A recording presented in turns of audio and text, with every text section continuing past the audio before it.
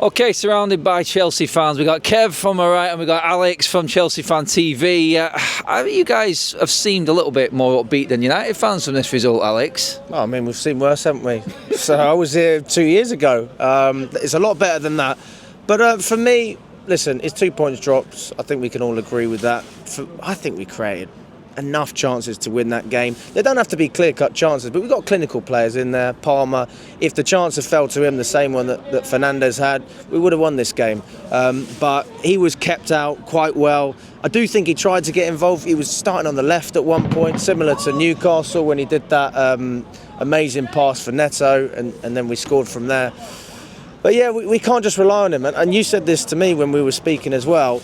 We need other avenues of goals, and midfield is a key area, and that is where Enzo Fernandez needs to step up in my eyes, because he comes on to make an impact. We've been criticising him.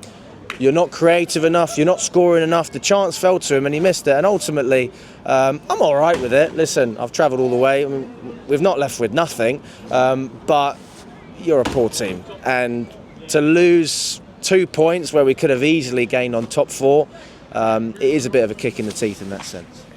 Kevin, what Alex said there, there's a lot of United fans that spoke to me, pretty much talking exactly the same way, like, we should have took more from that game today. We had some half chances ourselves. I mean, at the end of the day, it was a shit game. The game was poor, won it for both sides, but like Alex says there, that's like the first time I've watched you guys from the outside where you've not really created that much. Was that concerning? Did you bottle it today? Defensively, United was pretty solid, wasn't they? I don't think Jackson did enough up top. I thought his movement was pretty slow, came to the ball too much, didn't really spin and try and get in behind.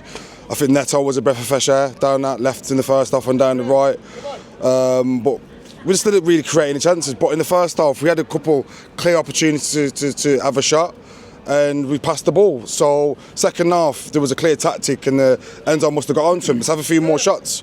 And, it looked a lot better because we created a bit more second half. But first half was a poor game from both teams. Second half a bit better. But, we leave from there thinking that we could have got the 3 points. And I'm sure a lot of Charles fans driving down a bit gutted about it. Yeah. If we had Onana in goal today, we would have won. That's the truth. Another thing on this I wanted to look at. Did you feel like you boys had one eye on the other results today? Because they went in your favour drastically for where you are in the league. Yeah. You think you took your foot off the pedal knowing? You reckon that played at the back of your mind? Because I think you had a chance today. I think you should be challenging right now, just from the outside looking in. But I feel like we did a job on you a little bit. You look to contain us. But that's not a bad thing, because that means that if we improve... Is that progress for you, us doing that to you?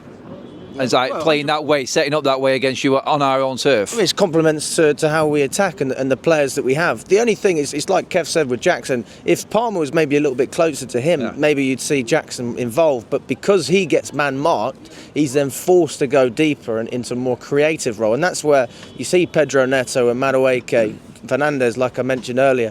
I'd like to see them get stuck in, but I say that, I thought Neto was great. I mean, he was unbelievable. We are setting up a team that... Listen, I mean, TalkSport and all that, they're saying title contenders, that's a load of rubbish.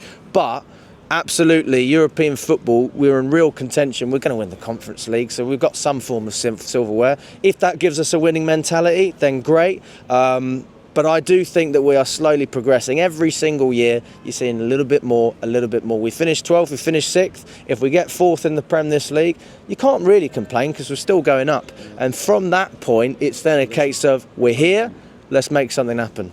From looking in, I asked Nina this before as well. She gave me her prediction for where she thinks United are going to finish. Looking in... Was it the bottom half of the table? No, it was not. So, no, you're not going to hold that one against me. She did actually give me a sucker punch. But looking in from an outsider's perspective on United, how do you see United setting up going forward under Amorim? Can you see a turnaround? Is there anything that you've seen out there that convince you that United can climb this table at least? You've got a brilliant team, no shadow of a doubt. You don't spend all that money to be where you are in the league, but it's down to the manager and the way he set you up. I think under Almiron, he likes to play a three at the back formation, and the only thing that strikes me is that you haven't got natural wing backs. So Shaw's out, Tyrone Maxiala, is it? Malacia, he's out as well. So you're going to have to play a right back, left back, and it's similar to us today. When you play a right back, left back, they naturally want to cut inside the field. And when we've seen Cucurella second half, to keep the space out wide, overlaps, and it gives you natural balance in the squad. So that's my only concern, Man United. Has he got the players to fit the system he wants to play? And I don't think he has. So I think in January you need to go out and get yourself a proper left back. Or you play wingers. You play wingers as wing backs, which we've seen. No. Look, we did you a favour with Mount, so we're not doing that as well. I was thinking that anyway. Chilwell on the loan deal. Why not? He's used to playing that left wing. Do you know what? To be honest, at start of the season it was Ten Hag. Now it's going to be Amarin. So things have changed, obviously. So we don't know what's going to happen in January. Yeah. We're just sending our best players away on loan, like Alvaro Fernandez. He could come back from Benfica on the cheap for us. Yeah. There's options for us there, but ultimately, again, like this used to be a massive fixture. And United, Chelsea, like we're miles away. Obviously, you guys are on the climb right now. But I looked at this and I said, look, we look at Chelsea and what Maresca has done quickly with the same players. And that's what we're looking at with Amarin right now. That's what we are hoping can happen. Yeah. But you guys actually are proof that this could actually happen right now. Are you happy? Are you buzzing with the way you're playing under Maresca? Did you expect it? Yeah, but this is the thing. The way Chelsea are going about things is totally different to you because you've got a lot more experience in there. And with experience, ultimately, I don't think you can have as much patience. Whereas we brought Nicholas Jackson in, he'd only ever had one season of competitive professional football. We brought in Palmer, who'd never really got a sniff at Man City. So we gave these players a chance. And because of that, you had to trust it. And to be honest, I mean, I'm sure you watched some of the Chelsea games last season. I was dire at times. I mean, you should see the season before.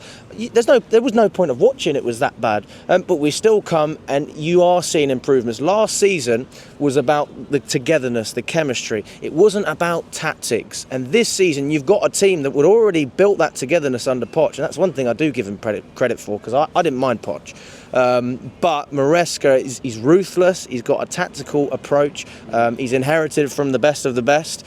And listen, if you've got players with the mentality, they want to play, they can play, then all you need is a coach who can make them play. And I think Maresca is certainly that as it stands. Okay, I'm going to ask the same question to you guys I did to Nina. Man United's finished this season, a quarter of the way through the season. Where do you see us finishing and where are you going to finish, Chelsea? I'd say fourth place Chelsea.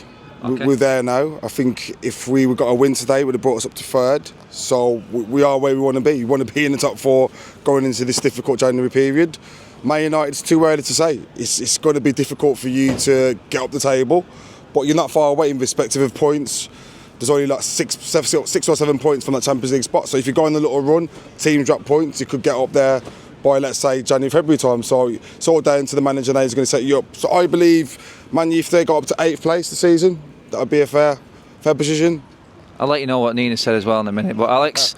I'll be honest, like especially when you look at the top six, well, maybe we'd take United out of that. You've got Newcastle, Villa, Forest as well. I think they've performed pretty well. I mean, one of them's going to slip up.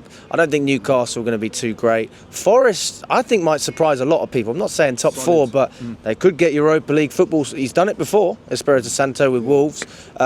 So, yeah, I think it's a fair prediction. I don't even think it's insulting, to be honest with you. I think 8th would be... I mean, do you even get European football with that? Is that conference? Oh, bloody hell. Win the Europa League we're in big trouble then. Yeah, so, I mean, to be fair, listen, Europa League, you can do whatever you want. Just get a result. That might be your only avenue back into... And that's, I'm not even trying to insult you as a United fan. I'm just looking at it from the perspective of under Ten Hag, I genuinely thought he was the guy that was going to do it. The first season, I didn't think it was a bad thing, the way he dealt with Ronaldo, a lot of these other players. And it just hasn't worked. I don't know what it is. And for me, that says if it's not going to work with Ten Hag, who's ruthless, and the club backed him with every decision that he made, then I think it's going to be difficult for anyone to come in and make changes quickly. Interesting looking in from the outside. It's always good to get another perspective on things. Alex, legend, thanks for coming on, mates. Kev, thank you very much. Thank you very much. Good luck with your season. Get your comments in below, everybody. Let me know what you think about the Chelsea look on things at United.